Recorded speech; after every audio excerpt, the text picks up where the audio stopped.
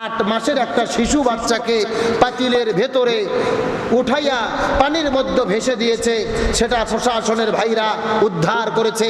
আজকে তাকান চট্টগ্রাম বাঁশখালীর দিকে, চট্টগ্রাম সাতকানিয়ার দিকে বন্যা হয়ে লক্ষ লক্ষ মানুষ আজকে পানি বন্দি, ঘরগুলো পানিতে ডুবে গেছেন, রাস্তাঘাট পানিতে ডুবে গেছেন। চট্টগ্রাম থেকে কক্সবাজার কোনো বাদ যেতে পারছে না, লক্ষ লক্ষ মানুষ আজকে পানির ওপরে ভাসছে। ঘটনা কতটা ভয়াবহ নিদারুণ! একটা বাবা মা সর্বশেষ নিজেদের জীবন রক্ষা করতে না পেরে 8 মাসের একটা শিশু বাচ্চাকে পাতিলের ভেতরে উঠাইয়া পানির মধ্যে ভেসে দিয়েছে, সেটা প্রশাসনের ভাইরা উদ্ধার করেছে। একটা বার চিন্তা করে দেখেন, একটা বাবা মা কতটা নিষ্ঠুর হলে, কতটা বিপদের ভয়াবহতার মধ্যে পড়ে গেলে সন্তানকে পাতিলের মধ্যে ভেসে পানির মধ্যে ছেড়ে দিতে পারে। আজকে আমরা তাদের দুঃখ কষ্ট বুঝতে পারতেছি না। একটা বাবা মা নিজেদের জীবনের চাইতে সন্তানকে বেশি ভালোবাসে। প্রত্যেকটা বাবা মা চাই আমি মারা গেলে যাই কিন্তু আমার সন্তান যেন বেঁচে থাকে। একটা মা চাই আমি জীবন দেই কিন্তু আমার সন্তান যেন বেঁচে থাকে। তাহলে কতটা ভয়াবহ পরিস্থিতি! বাবা মা মিলে 8 মাসের শিশু সন্তানকে পাতিলের ভেতরে উঠাইয়া পানিতে ভেসে দিয়েছে। তারা নিজেরা পানিতে ভেসে গেছে, হয়তোবা দুনিয়া থেকে বিদায় নিয়ে চলে গেছেন। কত মানুষ যে মারা গেছেন, লক্ষ লক্ষ মানুষ 2-3 দিন ধরে তাদের পেটে কোনো খাবার নাই, শুকনো খাবার পর্যন্ত তাদের মুখে নেই। তাম বাংলাদেশের মানুষের প্রতি আমি আজকের এই জুমার থেকে উদ্যত আহ্বান করি, তাম দেশের মানুষেরা দয়া করে চট্টগ্রামের মানুষের পাশে দাঁড়ান, বাঁশখালী মানুষের পাশে দাঁড়ান, পানিবন্দী মানুষের পাশে দাঁড়ান, তাদের খাবার ব্যবস্থা করেন, তাদের উদ্ধারের ব্যবস্থা করেন। আমরা বাংলাদেশের 18 কোটি মানুষ, আমরা এখানে সুখে শান্তিতে থাকবো, আর আমাদের মুসলমান ভাইরা বন্যার পানিতে ভেসে যাবে, ঘর বাড়িগুলো ভেসে যাবে, না খেয়ে মারা যাবে, আমরা তাদের খোঁজ খবর নেব না। এটা মুসলমানের পরিচয় হতে পারে না। এই জন্য সমস্ত দেশের মানুষের প্রতি আহ্বান করছি, এই বন্যার তো বিপদগ্রস্ত মানুষের পাশে দাঁড়ান, তাদের সাহায্য করেন, তাদের খাবার দেন, তাদের রক্ষা করেন। আর আমরা বিশ্বাস করি রক্ষা করার মালিককে। আমরা দোয়া করি আল্লাহ সুবহানাহু ওয়া তাআলা ওই চট্টগ্রাম কক্সবাজারের পানিবন্দী মানুষগুলোকে, বন্যার্ত মানুষগুলোকে নিজের কুদরতি সাহায্য দিয়ে আল্লাহ তাআলা হেফাজত করুক। সবাই বলেন আমিন।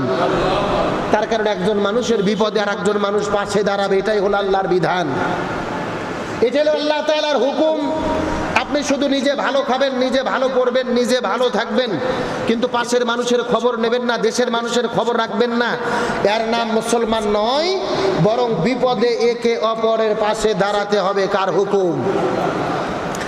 আল্লাহ সুবহানাহু ওয়া তাআলা এবং রাসূল আরবি সাল্লাল্লাহু আলাইহি ওয়াসাল্লাম এই জন্য আমাদেরকে হাদিস শরীফের মধ্যে রাসূল বর্ণনা করে বলেন, এই দুনিয়ার ভেতরে একজন মানুষ সুখে শান্তিতে বসবাস করবে, ভালো হয়ে জীবন যাপন করবে, ভালো খাবে, কিন্তু গ্রামের মানুষের খবর নেবে না, পাড়া প্রতিবেশীর খবর নেবে না, দেশের মানুষের খবর নেবে না।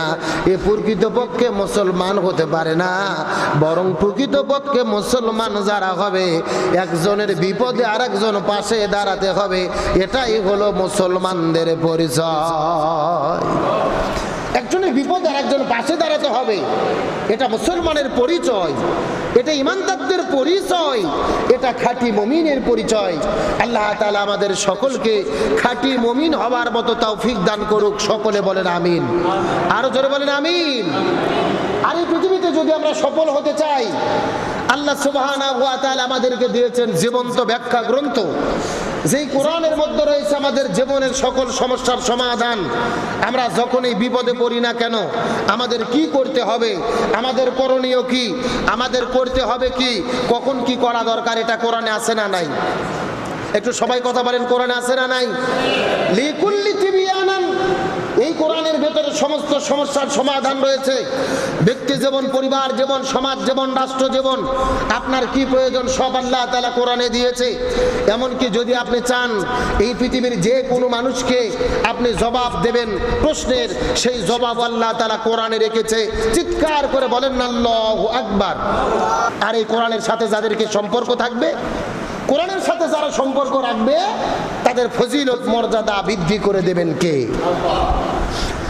আমার প্রিয় বন্ধুগণ, মুসলমান ভাইরা গভীর মনোযোগ লক্ষ্য করুন।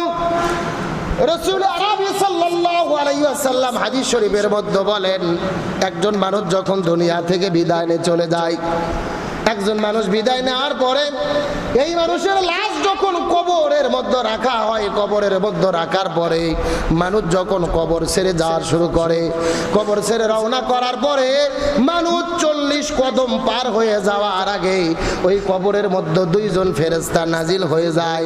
মুনকার নাকির নামক দুইজন ফেরেশতা কবরের মধ্যে আগমন হয়ে যায়। এই দুইজন ফেরেশতা কবরের মধ্যে আসার পরে প্রত্যেকটা মুসলমান ইমানদার মানুষদেরকে 3টা প্রশ্ন করতে থাকেন। প্রত্যেকটা মানুষদেরকে 3টা প্রশ্ন করেন কবরের ভেতরে। এই 3টা প্রশ্নের যারা জবাব দিতে পারে আল্লাহ তাদের নামটা জান্নাতের খাতায় লিখে নেয়। আর এই 3টা প্রশ্নের জবাব যারা দিতে পারে না, জান্নাত থেকে একটা দরজা কবরের মধ্যে প্রবেশ করে দেওয়া হয়, কবরের মধ্যে প্রবাহিত করে দেওয়া হয়। জাহান্নামের আযাব কবরের মধ্যে প্রবাহিত হতে থাকে। বলেন নাউজুবিল্লাহ। কয় কদমের কথা বললাম? 40 কদম। আপনি আমি যখন কবরের মধ্যে চলে যাব, আমাদের লাশটা কবরের মধ্যে রাখার পরে মানুষেরা আমাদের কবর ছেড়ে যখন চলে যাবে, 40 কদম পার না হতেই মুনকার নাকির আমাদের কাছে কবরের মধ্যে চলে আসবে। কিন্তু হাদিসের মধ্যে পাওয়া যায় এই মুনকার নাকির একদিন কবরের মধ্যে চলে গেলেন। একটা কবরের ঘটনা, কবরের মধ্যে যাবার পরে লক্ষ্য করে দেখে কবরের মধ্যে লাশ নাই। মুনকার নাকির বড় টেনশনে পড়ে গেলেন। একটু আগেই তো কবরের মধ্যে লাশ ঢোকানো হলো, এই লাশটা কোথায় গেল?